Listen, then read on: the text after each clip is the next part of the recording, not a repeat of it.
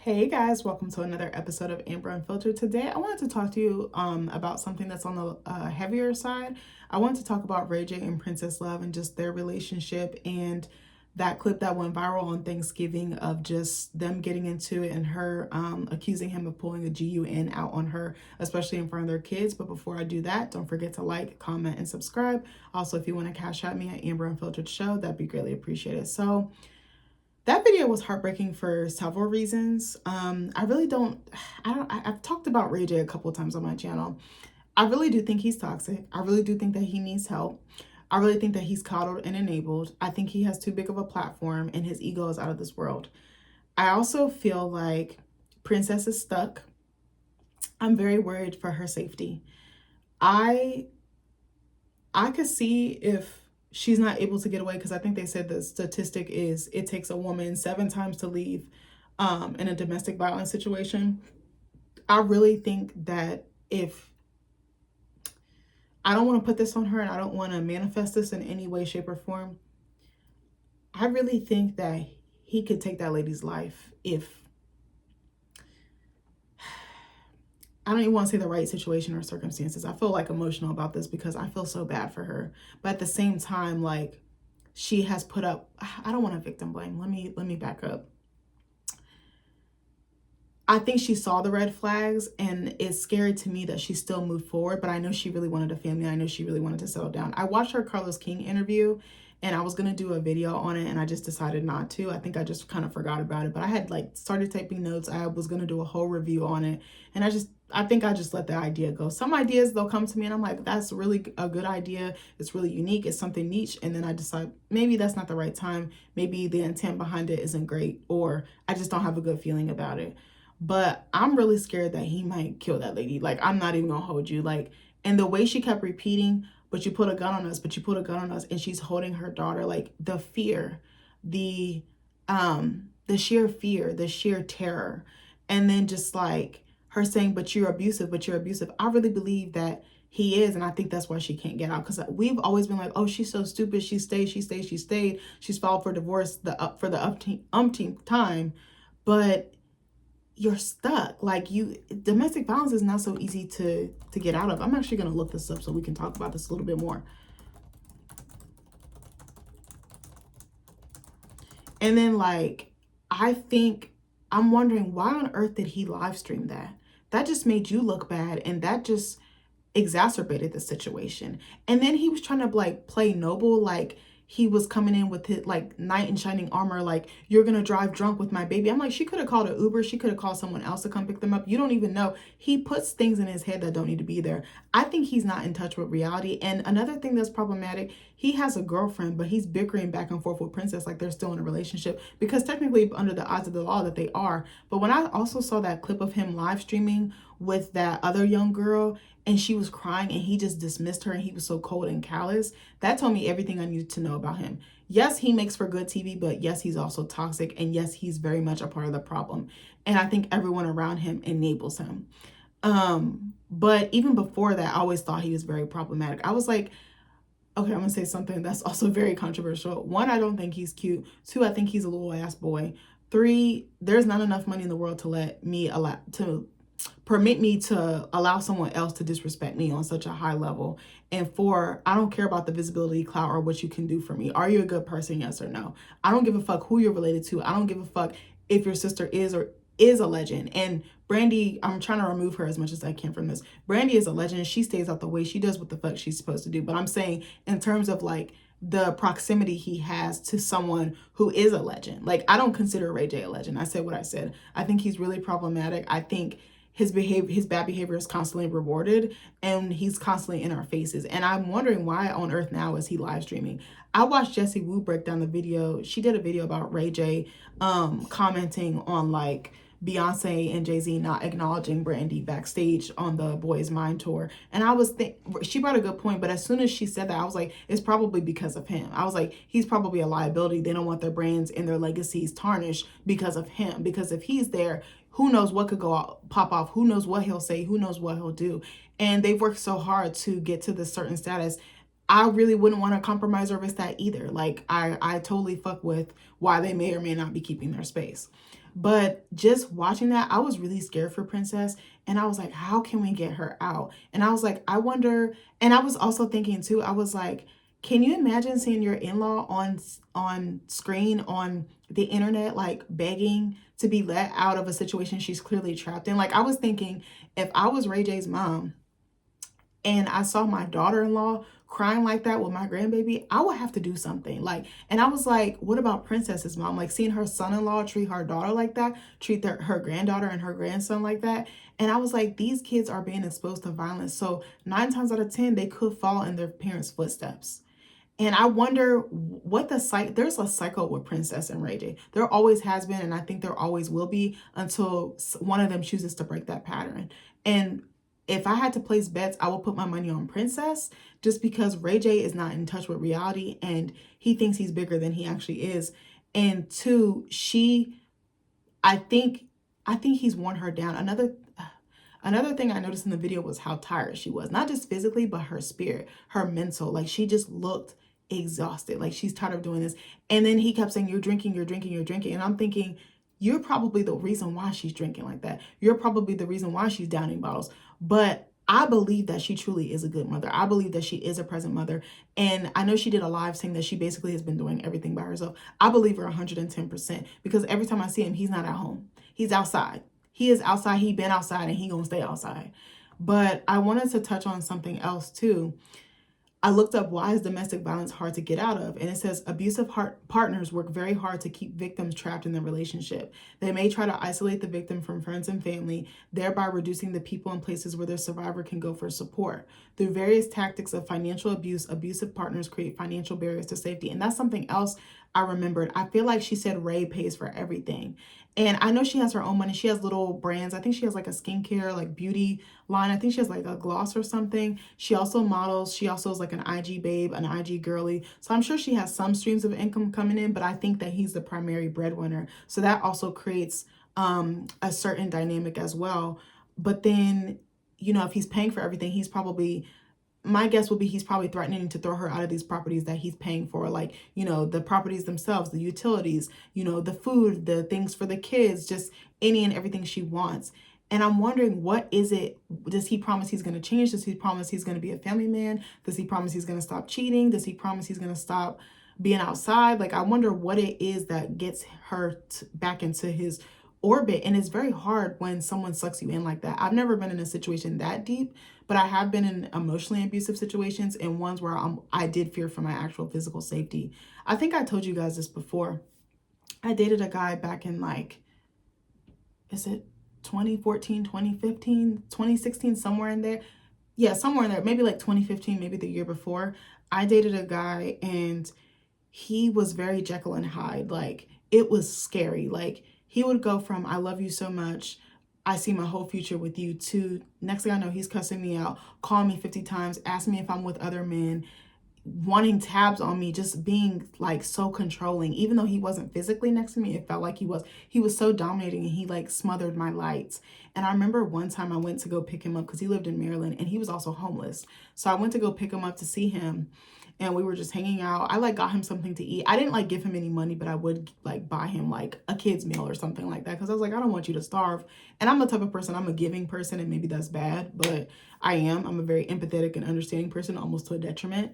But I remember I picked him up one time and we were going to go meet up with some friends at a library. We were all creative. So we were just like networking, like brainstorming, having like a creative, just like powwow, like creative, like brain dumping session, right? And I remember he got jealous and he was driving, he was speeding up because I was talking to another guy and he was speeding up. And I swear to God, I thought he was about to punch me in my face, because it was like his whole face darkened, his whole body just, it was like a completely different person. I was like, I don't know who that is. I was like, I know the other version of you, but I don't know. Like, it was just a darkness that settled over him. It, like, low key, it felt demonic. Like, I'm not gonna hold you. And that's kind of the same thing I'm getting with Ray J. Like, I wouldn't be surprised if he has some mental health issues, like a personality disorder, or like bipolar, or like narcissistic personality disorder, or something to that effect. I really would not be shocked. And the way that Ray J talks, the way that he moves, is very self. He's indulgent in self. He doesn't really look out for anyone around him. And he has very problematic views. And I think the issues he has with women, I would wonder if he has a deep mother wound. And I know that growing up, their mom, Brandy and Ray J's mom, really invested in Brandy's career. And I wonder if he felt abandoned in some sense. And then he kind of takes that harm out on women. I know a lot of, well, I don't want to say I know, but I feel like a lot of men who have issues with women like that, or treat women like that, or mistreat them, they tend to have that deep mother wound. And let's talk about a mother wound for a second. Hold on. And I gotta go, y'all, soon. Oh, actually it popped up. I want to talk about this for just a quick second and then I'm gonna log off. So I said, what is a mother wound in a man? So it says a mother wound in men is a lingering emotional scar from unmet needs, which I said his mom was gone a lot, and his mom coddles him too. She treats Brandy different than she treats Ray J. Neglect or unhealthy dynamics like smothering or criticism in their early relationship with their mother, leading to issues like difficulty with intimacy, trust, emotional expression, setting boundaries, and often repeating patterns, which he does a lot, especially with Princess and other women, but especially her. In adult relationships, seeking to be mothered or pushing away nurturing. These wounds manifest as stonewalling during conflict, fear of abandonment, blaming partners, or seeking emotionally distant women to fulfill a subconscious need for maternal care, which I could definitely see. It says causes of the mother wound in men. Emotional neglect, a mother's inability to provide consistent emotional security, validation, or affection. Overprotection or smothering, an unhealthy enmeshment that hinders a boy's need for autonomy. And let's talk about enmeshment because that's a huge thing in our community too. Oops, hold on, y'all. So it says enmeshment describes unhealthy, overly close relationships, often in families where personal boundaries are blurred or non-existent, leading to a loss of individual identity, autonomy, and emotional independence. So it says people in enmeshed dynamics often feel responsible for other people's feelings, struggle to define their own needs, and become emotionally fused, meaning they take on others' emotions as their own. This dynamic prevents healthy individuation, making it hard to form separate lives or relationships outside the enmeshed unit. Key characteristics of enmeshment: lack of boundaries, no clear separation between an individual's needs, thoughts, and feelings overlap. Loss of self, difficulty identifying personal goals, desires, or even emotions as they get mixed with others. Emotional fusion, feeling another person's stress, happiness, or sadness as if it were your own. Role reversal, parents relying on children for emotional support or treating them like friends or confidants. Stifled individuation, discouraging independence and self-expression to maintain family closeness, and difficulty with external relationships, struggling to form healthy connections outside the enmeshed system. So it says common examples: a parent sharing intimate marital problems with a child, which I definitely dealt with growing up. A child feeling guilty for wanting to attend college far from home. Feeling an intense need to rescue a loved one from their emotions, and constantly needing another's approval for decisions. But yeah, so it says enmeshment creates chronic anxiety, emotional dysregulation, and resentment, preventing individuals from developing a stable sense of self and healthy autonomous lives. I also want to add, when I look at Ray J, sometimes when I look at men, especially men that are like stunted emotionally and spiritually and mentally, I feel like, how old is he? He's like in his 40s. Hold on. Ray J is 44 years old, so he's old enough to fucking know better, right? But when I look at him, when I see his physical, he's 44, but when I see his spiritual or his inner child, I feel like he's about 15, 16, maybe 17, maybe a little bit younger. Like, I think some people grow physically, but they don't grow emotionally. They're just stunted. They're literally stuck. It's like they're stuck in quicksand, but the quicksand would be emotions. It would be emotional intelligence or lack thereof. But yeah, what else was I gonna say? I forgot. Where did I leave off on? I think I left. It says criticism, abandonment, feeling criticized, rejected, or emotionally abandoned during formative years. So this is the causes of the mother wound in men. And it says surrogate partner role, being used by the mother to meet her own emotional needs, forcing premature maturity. How it manifests in adult relationships: emotional intimacy issues, difficulty expressing feelings, which I think he's not able to vocalize what he's feeling, or he's not able to take accountability. That's something else I noticed with him as well. He's always pushes it back on the other person, and a lot of times it's Princess or someone close to him. Shutting down, which is stonewalling during conflict or feeling unsafe with emotional closeness, relationship patterns, seeking partners who either fulfill their maternal role, mothering him, which nine times out of 10, I'm going to take a wild guess or a wild shot in the dark. She has 2 kids, but really she has 3 with him because she has to mother him as well or parent him and keep him on track. But he can't because he keeps wanting to be outside. He wants all this outside stuff instead of looking within himself and within his home, realizing he already has what he needs to be successful and to be a good man. And I remember years ago watching an interview, I think it was on Big Boy's Neighborhood, and he was like, he had just had Melody. I don't remember if he had Epic yet.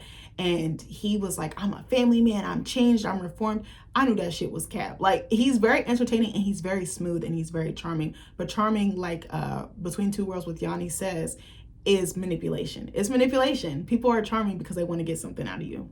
So being drawn to distant partners, creating familiar but unhealthy dynamics, fear and insecurity, a deep-seated fear of abandonment or a struggle with trust. And that's why he has to keep moving around to different women. He can't trust any of them. He only trusts them to a certain level. He uses them up and then he tosses them to the side and then goes into the next one. He just disposes of women, and I don't like that. Behavioral issues, blame shifting, which he's huge on doing, emotional manipulation, which he also does, anger, outbursts from suppressed emotions, which he always comes online and tells us. It's like, we don't need to know this. Where's your manager? Where's your assistant? Where's your PR team?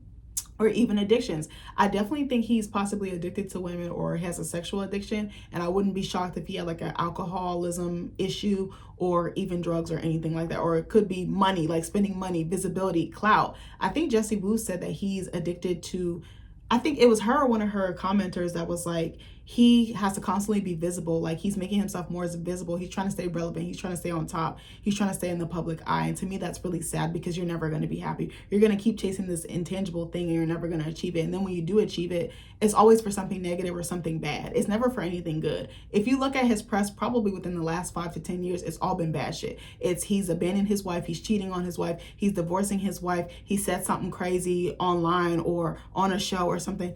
And even if you see him, he rotates between different shows on like different networks like Zeus or VH1 or BET. Like it's to fuel that ego. He's not happy. He's unsatisfied. He's never going to be satisfied unless he really does that inner work, which I'm going to take a wild guess and say he's probably not going to do. And I am curious to see how he is as a dad. Is he even there for his kids? And I worry about their kids. Like, their kids are in such danger. And I mean like emotional, spiritually, mentally, psychologically, and potentially physically. And I hope to God not, but because I don't want to put that on a child. But his children are going to probably be on someone's couch in the next 10 to 15 years if they don't get this shit unlocked now. And probably, I think kids remember trauma from a very young age. I was actually talking to one of my friends yesterday. We were talking about trauma, and she shared a very deep thing with me. She's also from another country. So she was talking about immigrating from one country to the next and like her mom being abusive in that, but also treating her and her brother differently. But I had told her, this is so fucked up. I had told her about something that had happened to me. I was 4 or 5 and I still remember it, and I'm 31. I was like, that shit stays with you. So if his kids are experiencing this from small, imagine what they will see when they get older and when they can really put the puzzle pieces together. They really are going to have to do that inner work. And I pray to God that their kids don't follow in their footsteps. I pray to God that their kids are able to break cycles and that they do the inner work and that they have a good team of mental health professionals behind them, but that also their support system, whether it's friends, family, coworkers, whoever's classmates, whatever. I really hope they rally around them because those kids need protecting. They really need protecting. I think Princess is doing the best with what she has in this situation, but they really need some outside help, some third party help. It says self-sacrifice, boundary problems, difficulty prioritizing their own needs, saying no, or setting healthy boundaries. So in order to heal the mother wound, you can do some of the following therapy. So they have something called psychodynamic therapy, which I'm not sure what that is. I'm about to look that up. I said I was going to stop talking and I'm still over here talking. So psychodynamic therapy is a talking therapy rooted in Freudian psychoanalysis, focusing on uncovering unconscious thoughts, emotions, and past experiences, especially childhood, that shape current behaviors and struggles, leading to deeper self-awareness, improved relationships, and lasting emotional growth. It helps individuals understand hidden motivations, identify behavioral patterns, and resolve internal conflicts by exploring defense mechanisms, free association, and transference, which is projecting past feelings onto the therapist in a safe place. or safe space. Core principles: unconscious mind believes hidden unconscious processes significantly influence behavior. Past influences emphasizes how early childhood experiences create templates for adult life and relationships, because they do.